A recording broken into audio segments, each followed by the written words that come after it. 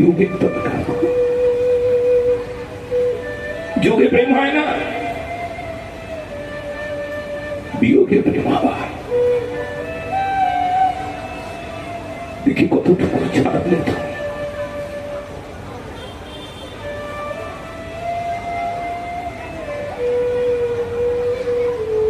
এই জন্য ভগবান চৈতন্য মহাপ্রভু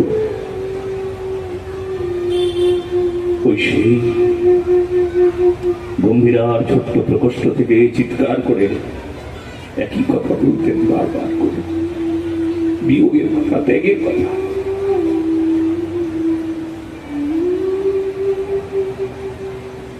বিনা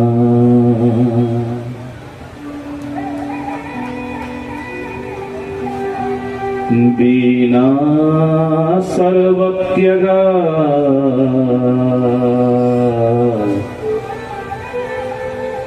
ন ভবতি ভজনম ন ভবতি ভজনম যশোপতে।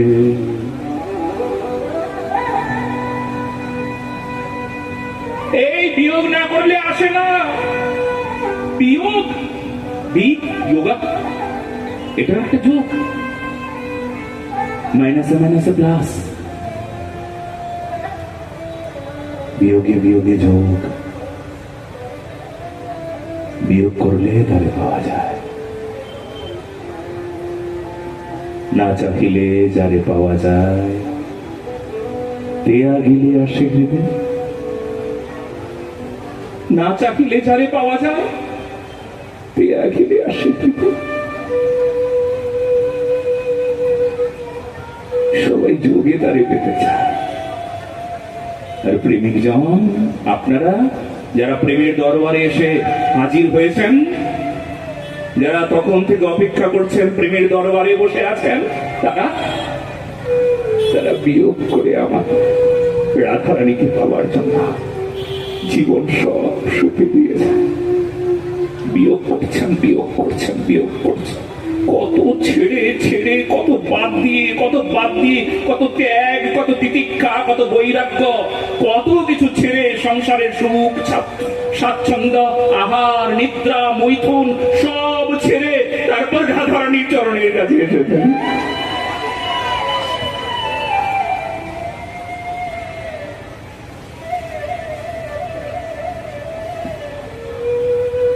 এত সহজ নাকি?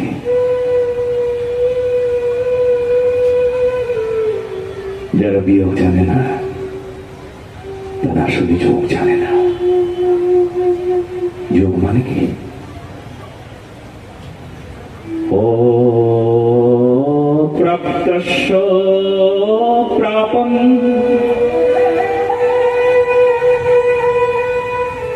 ইতি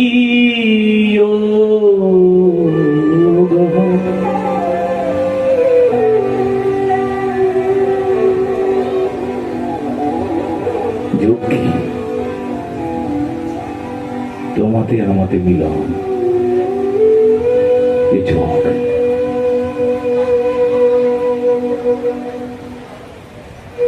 কিন্তু আসলে বিয়োগী যোগ হয়।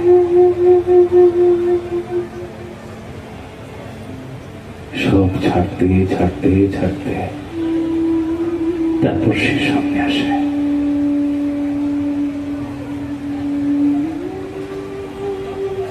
এই জন্য প্রেমের ক্ষেত্রে আনুকূল্যস্য সংকল্প প্রাতিকূল্য বিবর্জনম।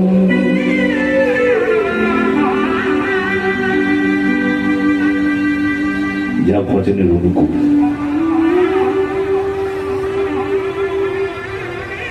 তা তোমাকে কষ্ট করে করতে হবে। যা ভজনের প্রতিকূল, যা করলে তুমি ভগবানকে পাবে না, যা আছে জিহ্বার লালসা আছে, তুমি প্রসাদের আস্বাদন পাবে না। প্রসাদ মানে কৃপা, এত সহজ নয়। প্রসাদ সামনে আছে কিন্তু কৃপা হবে না। প্রসাদ মানে কি? ভগবানের অধরামৃত, ভগবানকে ভোগ লাগলাম, প্রসাদী নৈবেদ্য। এই প্রসাদের আস্বাদন কখন হবে? জিহ্বার লালসা গেলে প্রসাদের আস্বাদন হবে। মহারাজ, জিহ্বার লালসা গেল না, প্রসাদ পেয়ে তুমি তোমার মঙ্গল হবে, তুমি ভাবছো কি করে? প্রসাদ পাওয়ার অর্থ কি জানো? জিহ্বার লালসাকে নিবৃত্তি করা, জিহ্বার লালসাকে ত্যাগ করা। ওটা ভালো লাগে খেতে,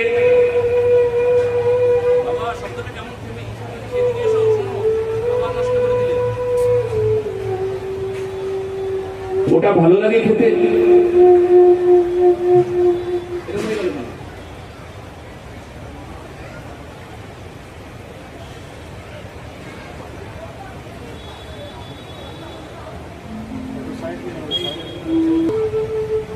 আর ভালো লাগে বলে আমরা খাই। এটা ভালো লাগে তাই খাচ্ছি।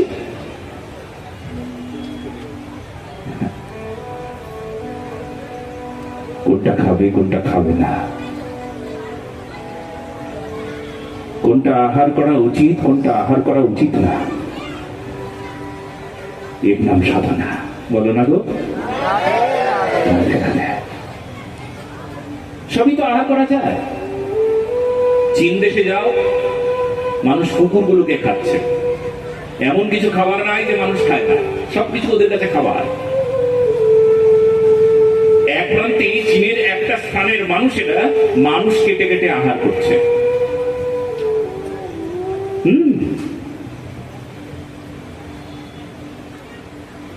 তোমরা কি বলবে? এইসব খায় খায়। কোনটা আহার করা উচিত কোনটা উচিত নয়, শুধু এইটুকু নয়, কোনটা গ্রহণীয় না কোনটা গ্রহণীয় শুধু জানলেও হবে না, ক্ষমতা চাই ত্যাগের। বলো না বলা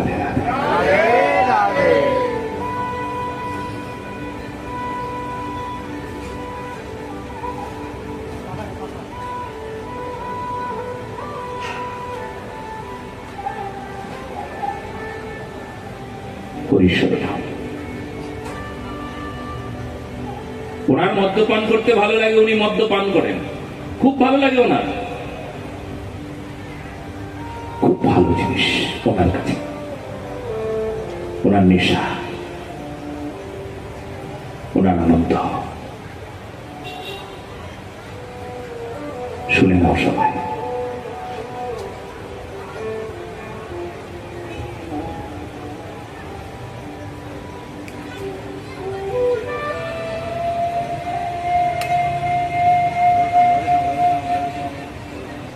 কোনটা উচিত কোনটা অনুচিত উনি ভালো করে জানেন। ডাক্তার নিষেধ করেছেন আপনি কিন্তু মদ্যপান করবেন না। আপনার মদ্যপান করা ঠিক হবে না, আপনি খুব তাড়াতাড়ি মরে যাবেন। মদ্যপান করে আপনার শরীর শেষ হয়ে গেছে।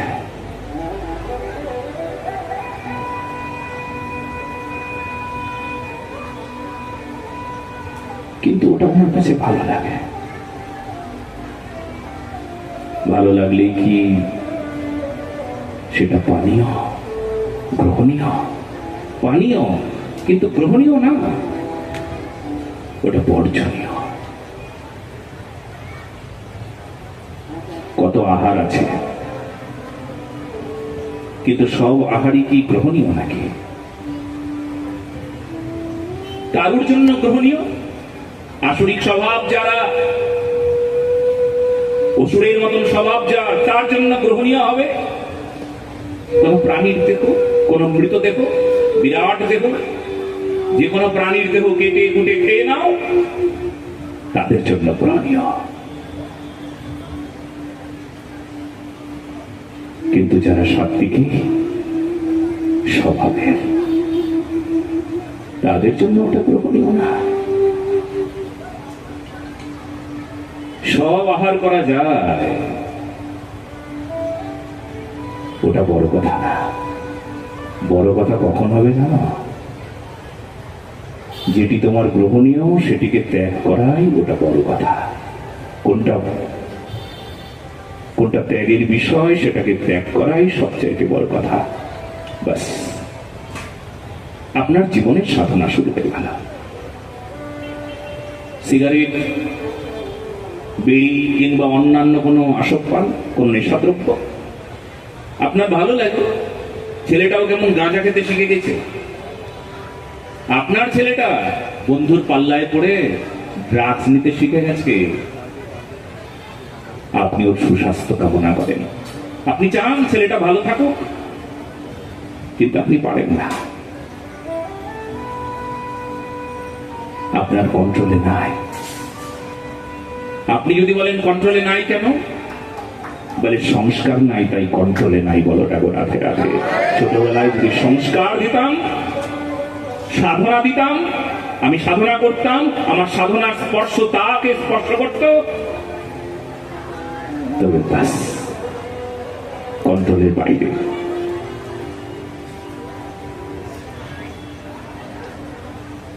এটা সাইকোলজি, এটাই মনোবিজ্ঞান। উকিলের ছেলেটা না বাবাকে দেখে ছুট কোট পরে হাতে কলম নিয়ে তার মক্কেলের সঙ্গে কথা বলছে, ওইটা দেখে না অভিনয় করে। ওর খেলা কেমন জানো? উকিল উকিল খেলা। That is psychology. টিচারের যে ছেলেটা আছে না, শিক্ষক মহাশয়ের যে ছেলেটা আছে, ও ছোটবেলা থেকে ছাত্র পড়ানো দেখে সেও ছাত্র পড়ানো খেলা খেলায়। আমি ছোটবেলায় বাবাকে দেখেছি পূজা পার্বণ করতে, ব্রাহ্মণ ঘরে জন্ম।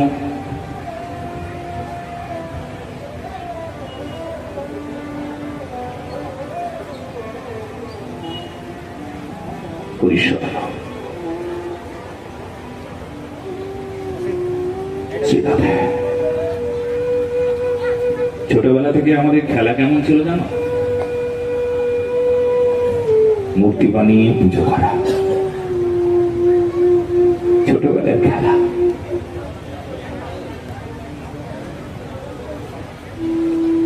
এই জন্য আপনি কোন সংস্কারটা দিচ্ছেন আপনার সন্তানকে, সেটা সবচেয়ে বড় কথা। আপনার ছেলেটা, আপনার মেয়েটা যদি কখনো কোনো সময় দেখে যে পিতামাতা এই প্রকার সংস্কার দিচ্ছে আমাকে,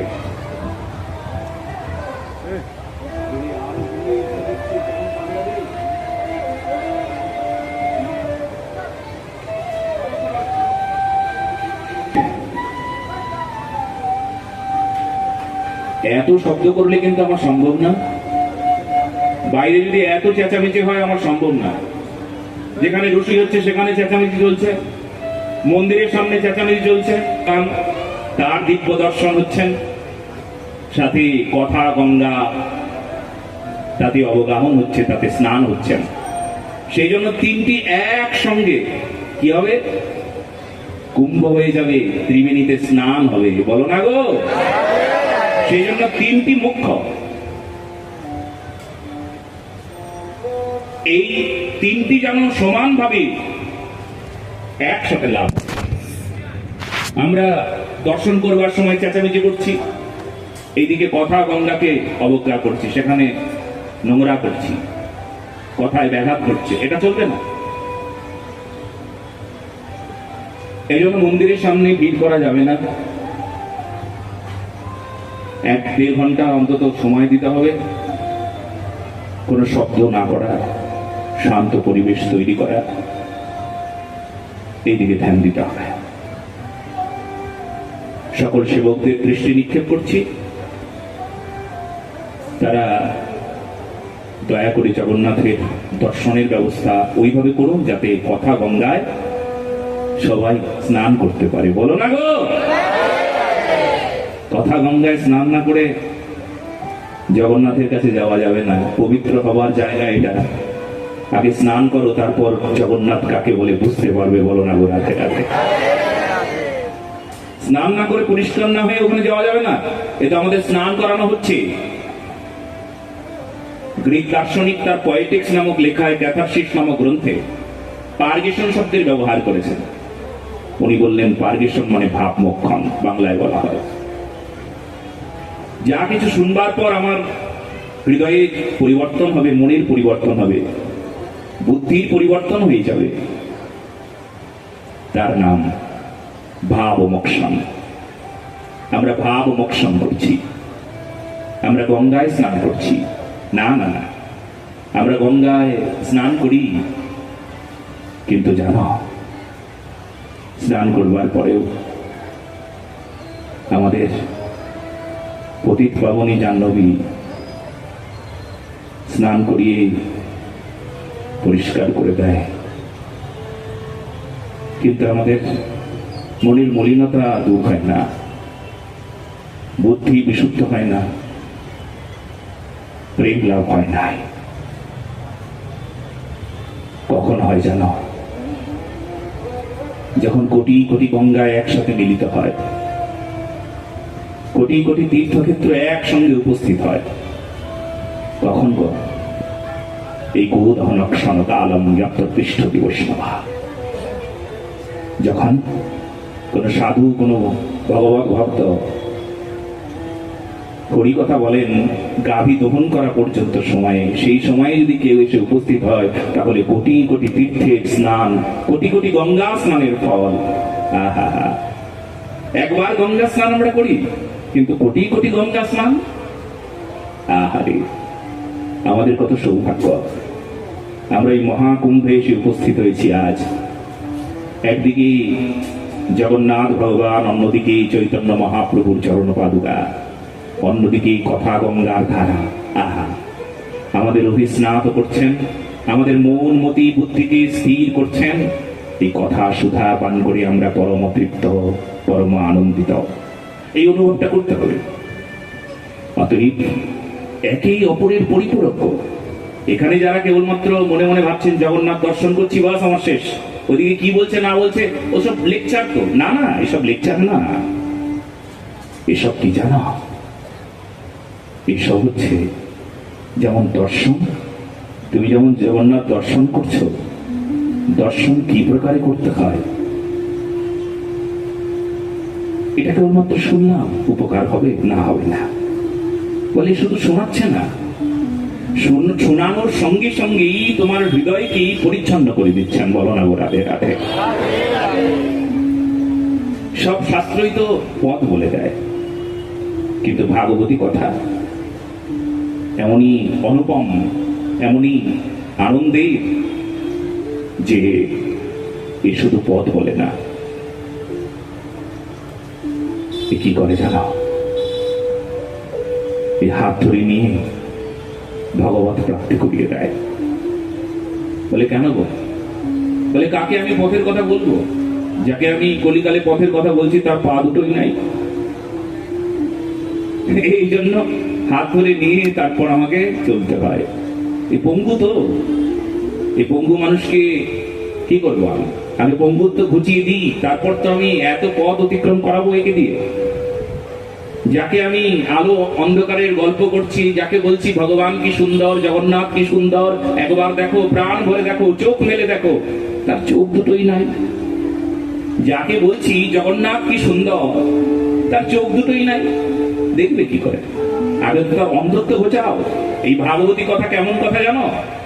সবাই শুনে নাও, এই কথা আমার অন্ধত্বকে ঘুচিয়ে দেয়। বলো না গো রাধে রাধে। কেবলমাত্র বাইরে বাইরে দেখা নয়, জগন্নাথকে বাইরে বাইরে দেখলাম, ফুরিয়ে গেল, প্রণাম করলাম, জগন্নাথ আমায় ভালো রেখো, আমায় টাকা দাও, আমায় ধন দাও, আমায় একটা ভালো স্ত্রী দাও, আমার বিজনেসটা পাইয়ে দাও, আমার চাকরিটা এবার হয়ে যাক, এবার বিয়েটা হয়ে যাক, এবার অসুখটা এবার সেরে যাক, এইসব চাহিদাই তো অনেক বেশি। কিন্তু জানো, প্রেমিক যখন কেউ হবে না, তখন তার মুখ থেকে একটাই শব্দ আসবে, কিছু চাই না। চাইবো কেন? কার কাছে চাইছি? যে অন্তর্যামী, যে সব জানে, তার কাছে চেয়ে তাকে ছোট করব? ভগবান তুমি জানো না আমার এটা দরকার। প্রহ্লাদের কথা, প্রহ্লাদ মহারাজকে ভগবান বললেন, প্রহ্লাদ বরান বৃণীস্বাহা, বর চেয়ে নাও, তুমি যা চাইবে আমি তাই তোমাকে দেবো। প্রহ্লাদ কি বলছেন জানো? মামাং প্রলোভয় অয়ম কিম জীবামি, আমি কি বাঁচবো তুমি যদি আমাকে লোক দেখাও? কাজেই ভগবান আমার কি দরকার এই জগতের মানুষ জানে না, তাকে বলতে হয়, সবাইকে বলতে হয়। যে অন্তর্যামী না তাকে বলতে হয়, এটা দাও না, এটা এদিকে এসো। ভগবানকে বলতে হবে না, ভগবান অন্তরের কথা জানে যে তুমি কতটুকু চাইছো। বলো না গো রাধে রাধে। ভগবান অন্তর্যামী, এটা মেনে নাও। ভগবান সর্বত্র আছে, এটা মেনে নাও। এই যে মানুষটা চুরি করো, যার চুরির হাত আছে সে জেনে নাও ভগবান সর্বত্র আছে। বলো না গো রাধে রাধে। কেউ দেখলো না, সে দেখতে পায়। যে পাপ কর্মে লিপ্ত, জেনে নাও ভগবান সর্বত্র আছেন, সবকিছু দেখতে পান। সিসি ক্যামেরাটা তো কেবলমাত্র বাইরের দৃশ্যকে ও ধরে রাখে, কিন্তু আমার ভগবান সবার মাথার উপর একটা করে সিসি ক্যামেরা লাগিয়ে দিয়েছেন। তোমার ভেতরের কথা, মনের কথা, তোমার বুদ্ধি সব কিছু ধরে রেখেছেন। বলো না গো রাধে রাধে। সেই জন্য কি দরকার, তোমার কতটুকু প্রয়োজন, কি প্রয়োজন, তোমার মুখে চাইতে হবে না, সে সব জানে। শুধু একটু সম্বন্ধ করে নাও, শুধু একটু ভালোবেসে নাও, শুধু একটু ভালোবাসা হোক তার সাথে। আমরা তো সেই ভালোবাসা, তারই কথা শুনছি না। আমরা সেই বৃন্দাবনের উন্নত উজ্জ্বল স্তরের, সর্বোচ্চ স্তরের কথাই আমরা শুনছি। তো কার কথা শুনছি? সেই উদ্ধবকে বৃন্দাবনে পাঠাচ্ছেন, সেই কথা শুনছি। আমরা শুনছিলাম ভগবান শ্রীকৃষ্ণ রথকে আদর করছেন, রথকে বলছেন, রথ তুই যদি জিজ্ঞেস করিস বৃন্দাবন যদি এতই মধুরময় হয়, বৃন্দাবন যদি এতই আনন্দময় হয়, বৃন্দাবনে গেলে আর ফিরে আসতে ইচ্ছে করে না, তাহলে তুমি কেন এলে হে? কেন এলাম সে কথা শুনে নে।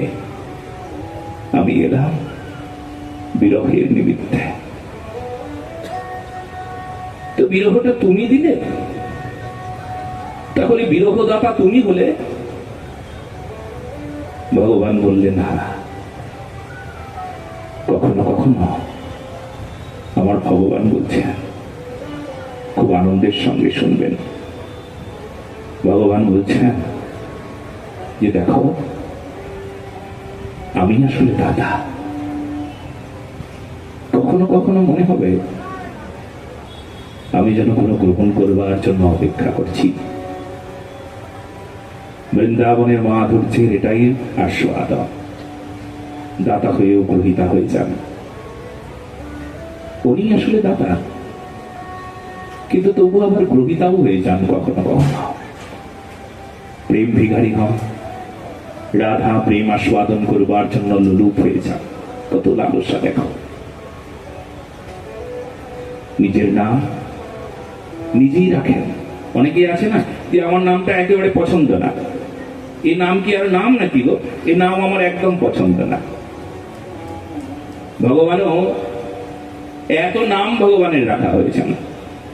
কত নাম ভগবানের জানো তোমরা? বলো তো কয়টা নাম ভগবানের? 108টা। আমি জানি এটাই তোমরা বলবে।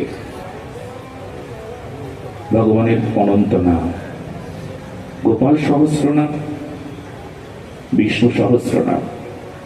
আসলে সহস্র সহস্র না, অনন্ত নাম ভগবানের। এত নাম, তবু তিনি বললেন আমার একটা প্রিয় নাম, আমি নিজের নাম নিজে রাখবো। কি নাম গো? সবাই চমকে যাবে কিন্তু। বলে কি নাম রাখবে জানো? রাধা প্রেম ভিখারি। ভগবান, এটা কোনো কথা হলো? এই মাত্র বললেই তুমি দাতা। কাউকে তুমি বিরহ দান করো, কাউকে তুমি মিলন দান করো, কাউকে তুমি সুখ দান করো, কাউকে তুমি দুঃখ দান করো। তুমি যদি দাতাই হও, তাহলে আবার ভিখারি মানে গ্রহিতা হতে যাচ্ছ কেন? বলে এটাই তো চমৎকার বিষয়। এখানেই বৃন্দাবনের বৈচিত্র্য, এখানেই ব্যতিক্রমী বিষয়। ভগবান রাধা প্রেম ভিখারী, রাধারানীর চরণ প্রান্তে বসে প্রেম ভিক্ষা, একটু প্রেম ভিক্ষা দাও, এই বলে কাঁদে। সেই অন্য প্রসঙ্গ। কিন্তু এখন প্রসঙ্গ কি? আমরা শুনছিলাম যে ত্যাগ, ত্যাগ না করলে তারে পাওয়া যায় না। এই জন্য আপনার যা ভোগ তা আসলে রোগ। যে যত বেশি ভোগ করবে তার তত বেশি রোগ হবে। এই জন্য ভোগকে বাদ দিতে হবে। আত্মেন্দ্রিয় প্রীতি যা, তা আপনাকে পরিত্যাগ করতে হবে, ওটা ছাড়তেই হবে। মনের সুখ অনেক কিছুতেই হয়। পাপী লোকটার মনের সুখ পাপ কর্মে হয় কিনা? চোরের আনন্দ চুরি করবার পর হয় কিনা? মদ্যপায়ী ব্যক্তি মদ্যপান করলো, আনন্দ হয় কিনা? অবৈধ স্ত্রী সঙ্গকারী ব্যক্তি অবৈধ স্ত্রী সঙ্গ করে আনন্দ পায় কিনা? সব পাপ কর্মে আনন্দ। ইস, এবার শুনবে, আসলে ভোগে আনন্দ হয়, কিন্তু সে আনন্দ আসলে নিরানন্দ, আসলে ওটা দুঃখদায়ক। বলে কেমন মহারাজ? বলে দেখো, মনে হচ্ছে খুব মজা, কিন্তু মজার ফল সাজা। তোমাকে সাজা ভোগ করতেই হবে। যে পাপ কর্মের মধ্যে মজা লুকিয়ে আছে, তার মধ্যে সাজা তোমাকে ভোগ করতেই হবে। সেই জন্য সাজার কথা ভেবে কেউ যে মজাটাকে ছাড়বে এমন মানুষ খুব কম। তবে সেই মানুষটাও যদি এখানে থেকে থাকো যে সাজা আছে, মজা করতে গেলে সাজা পাবে, তবে সেই মজা, নোংরামি মজা করা আজ থেকে বাদ দিয়ে দাও। বলো না গো সবাই মিলে আরেকবার। আজকের থেকে সেই মজাটাই না হয় বাদ দিয়ে দাও। মজা যদি তুমি বাদ না দিয়েছ না, তবে মজার পর সাজাটা আছে। এই জন্য ত্যাগ, সাজাটার কথা ভেবে মানুষ ত্যাগ করে। একটু পরেই সাজা পাবে। তোমার রোগ হয়েছে কেন? ভোগ হয়েছে তাই রোগ হয়েছে। খুব ভোগ হয়েছে, ভোগের কারণে রোগ। যদি ভোগ ত্যাগ হয় তাহলে রোগ কমে যাবে। রোগ ছাড়ো, রোগ তুমি ছাড়ো। রোগ বলবে ভোগ তুমি ছাড়ো। বলো না গোরা, ভোগ ছাড়লে রোগ ছাড়বে। যত ভোগ তত সমস্যা। এই জগতে দেখবেন ভোগবাদী মানুষ ভোগ করে আনন্দ পায়। আর আমরা যারা এখানে বসেছি না প্রেমের দরবারে, তারা সবাই লিখে রাখুন আজকে যে আমরা ত্যাগ করে আনন্দ পাবো। না না, শুধু আনন্দ নয়, মহা আনন্দ পাবো। ছোট ছোট ক্ষুদ্র ক্ষুদ্র ত্যাগ, এই এই যা কিনা অন্য মানুষ করে না, তুমি করো। অভ্যাস করো, করো অভ্যাস। দেখে আনন্দের অভ্যাস। জিহ্বার লালসাকে ত্যাগ করো, দেখবে কেমন আনন্দ আসছে তোমার জীবনে, কি সুখ আসছে। তুমি হতবাক হয়ে যাবে। ত্যাগ করো। যদি কেউ জিজ্ঞেস করে কেন ত্যাগ করবে গো, বুঝি জগন্নাথ দাঁড়িয়ে আছে, তার জন্য ত্যাগ করব। যারে ভালোবেসেছি তার জন্য ত্যাগ। প্রেমের নিমিত্তে ত্যাগ। প্রেম, প্রেম কেন? ত্যাগ হয়েছে তাই প্রেম। প্রেমের কারণ ত্যাগ, ত্যাগের ফল প্রেম। বলো না আবার রাধে রাধে। এই জন্য প্রেম जब अनंत हो गया तो रोम रोम शांत हो गया। প্রেম যখন অনন্তের সঙ্গে মিশে যায়, কি গো, আমার প্রেম কার সঙ্গে মিশেছে?